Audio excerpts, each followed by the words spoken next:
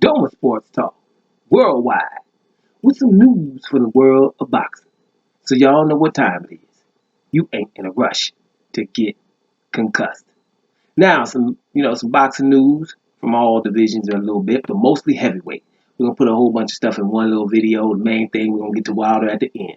But right now, at the beginning, Bob Arum, the promoter, legendary promoter, is under fire, right, from Eddie Hearn, the new man on the block. Eddie Hearn, he's the promoter of. We got Anthony Joshua, and a whole bunch of other ones. Matchroom Promotion, right? Rolling with the zone and everything. So Eddie Hearn is younger, talking. He's out there a lot. And he said something, and then I agree with Eddie Hearn right here. He says Bob Arum's providing terrible fights that nobody want to see. And I mean, he's basically talking about, Tyson Fury versus Schwartz or Otto Wallin, right? You've signed Tyson Fury. He signed Agit Kabayel. And watch who Kabayel fights. Because he's not going to fight nobody. I told you, because he had an opportunity to fight Joe Joyce. That could have been the fight. But pulled out of that to fight someone else. We talked about it. Right, and other ones. Lomachenko versus whoever. But he has put some good fights with Lomachenko. But the last one, Luke Campbell, was okay. Wasn't great, but okay. So, he has a point there. Now, it's a rival promoter. Rival promoters rarely say things good about the other promoter. You ask Frank Warren about Eddie Hearn, he ain't going to be nothing. Ask Eddie Hearn about Frank Warren, it ain't going to be so, no nice here. And won't nobody say nothing nice about Al Heyman. Right? You know what I'm saying? Even though he's not a promoter, he's an advisor.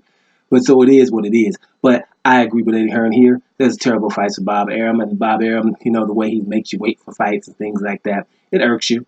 But, Eddie Hearn, because of him, we didn't get Joshua and Deontay Wilder. So, they all have their flaws and they all have their good sides. This is just a part of it. Now, something else that was very significant that I just seen about a day or two ago, and it's about 2 weeks old, right? But it's very significant.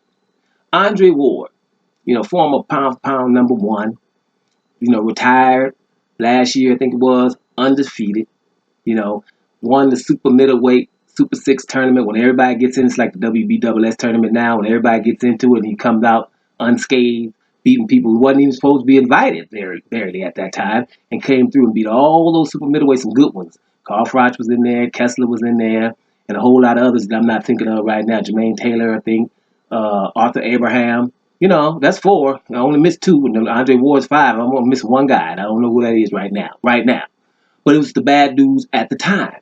And he came out unscathed, remained undefeated after that, beating a lot of people, Chad Dawson, other ones, and then moved up to light heavyweight to beat the Crusher twice. Bad boy, right? Not flashy, but bad boy, right? And so, sometimes Ward, he's was under a little fire, just a very little bit, because Ward is real. God-fearing man, family man. There's really nothing to complain about Ward. But I can remember after the Deontay Wilder and Tyson Fury fight, Ward and Tim Bradley, but Ward was saying, Wilder might not want no more of that, right? And so he came under a little bit of fire, because, we all, Wilder fans and people who watch Wilder know Wilder ain't really scared of nobody. But after watching that fight, maybe you could have that opinion. But, that's a slip up. With Andre Ward, it's coming from a good place. Similar to a lot of other people that, have to give their opinion a lot, like Paulie Malignaggi. You're going to agree with Malignaggi about 8.5 times out of 10, right? You might not agree with him when he's going to get on your guy, right? But the stuff is coming from a good place because Paulie Malignaggi is not afraid to say what's really going on in boxing. And others. Teddy Atlas get on people sometimes. You get upset about him. Sometimes Teddy Atlas, I agree with him a lot. But when he said Wilder was exposed against Tyson Fury, I didn't agree with that. What do you mean exposed? What exposed? I got beat by what you guys are calling the best guy in boxing that's 50 pounds heavier than me and taller too. And I knocked him down twice. He's supposed to be the best defensive person in fighting. I knocked him down twice and tied him. I'm exposed as what? Because a lot of people like to use that word. Hey, you exposed. Exposed as what? Well, I'm not a good fighter or what? All those other 40 people that got knocked out? Everybody could have done that. So exposed was a little bit too far, but I understand Teddy Atlas. I agree with him a whole lot. He speaks about things that others don't. So I don't just throw people away because they don't agree with me. Hope you guys don't do that with me. You know what I'm saying? Because y'all know it's coming from a good place. You might not agree. You know what I'm saying? That's the way it is. But it's different people. Some people are just going to say something, up bad because they're bad. That's not how they roll. So I thought that Andre Ward, when he was on First Take on ESPN, right? That Andre Ward came out and made sure that his pound for pound number one is Terrence Crawford. While they were talking, it was right before the Luke Campbell and um, Lomachenko fight. Luke Campbell and Lomachenko fight. And, they were on First Take like, Lomachenko, who can fight Lomachenko when he's this great and this and that? He's pound for pound number one. And they asked Andre, what do you think? He was like, nope, pound for pound number one is Terrence Crawford.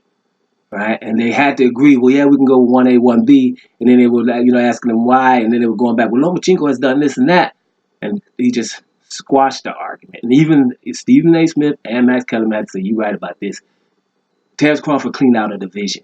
Who does that nowadays? When's the last time you've seen that happen? And it was funny because it was Andre Ward, one of them who cleaned out a division. But you don't see it. That's why Terrence Crawford's number one pound for pound. Loma is good, but he hasn't cleaned out a division, and he has a loss. And his last fight against Campbell was not that spectacular. You know what I mean? So that's why. And I was just very important because ESPN was trying to push another narrative. And for him to come on ESPN, that's what's key here. It's not, that he says that at home somewhere and on the internet talking to somebody, right? Preferably a brother. No, ESPN, where they're trying to put some other narrative out there, he's like, no, Terrence Crawford, and the world recognized because he cleaned out a division. That was significant, and I'm sorry I didn't see it then. Normally I don't miss stuff like that. I missed it. That's why this video ain't got nothing to do with about it, but that's important. Put it in here. Now let's get to Deontay Wilder. Although we talked about him a little bit before. Deontay Wilder said yesterday, listen, I will KO Ruiz too. Okay? Me and Ruiz is cool. Everything's cool. The dude is a good dude. I'm glad. And he probably want to be undisputed anyway. But when he fights me too, we'll probably fill each other out a few rounds and I'm going to knock him out too, just like everybody else. Do you expect Deontay Wilder to say anything else? Why would he be like, well, no, I'm going to outpoint him? Me, personally, would want Deontay Wilder to start outpointing people because he has the stamina. He's going to have the respect, right? Because ain't nobody running up on him, right? Now that Tyson Fury exists, bigger than everybody, standing on the outside, outboxing, showing his movement, and taller than everybody, not knocking people out. And some people consider him to be the best heavyweight. Since then, Deontay Wilder should stop knocking people out. Stay on the outside and outpoint a dude. Because they ain't running up on you. And here's another thing. Since standing with your hands behind your back, or standing with your hands up, and all that stuff, right, is so cool, Deontay Wilder should start doing it. You know what? I think Deontay Wilder could fight a whole round with his hands behind his back against some fighters. Right? He should do that against Tyson Fury. Because first of all, you ain't stepping to him. Right? You ain't stepping to him. So he can stand behind his back as long as he did again. You remember he did that against the main Stavern? Just stood in front of him because Stavern wasn't going to really do nothing. Right? After getting up. That's what he should do too. Just stand. Because that's what people think is awesome fighting now. Then he should do it. Right? Instead of just knocking everybody out. Because knocking everybody out hasn't really done anything. All right? And so Wilder, if Fury beats Wilder, guaranteed, guys, if Fury beats Wilder, stops him or beats him real convincingly, he will be in the GOAT conversation. Guaranteeing you guys, trust me, it's what's going to happen if he does it. And if Wilder beats Fury, all of the excuses will come. Wilder will not be considered, he still probably wouldn't even be considered the best heavyweight. They'll be calling somebody else. Right? So there you have it. That's what the thing is. That's what Wilder be rolling. He says he'll KO Ruiz too. I believe him. Right? But I do think Wilder is going to get clipped just like anybody else throughout the history. But it might not be soon. Well, he's fighting Ortiz next. Let me back up on that. We'll talk more about Ortiz later. But as of right now, Deontay Wilder says, yes, I will knock out Ruiz too. And I think that was cool. That's typical Deontay Wilder. Doma Sports Talk. Worldwide. And I'm up out of here, y'all.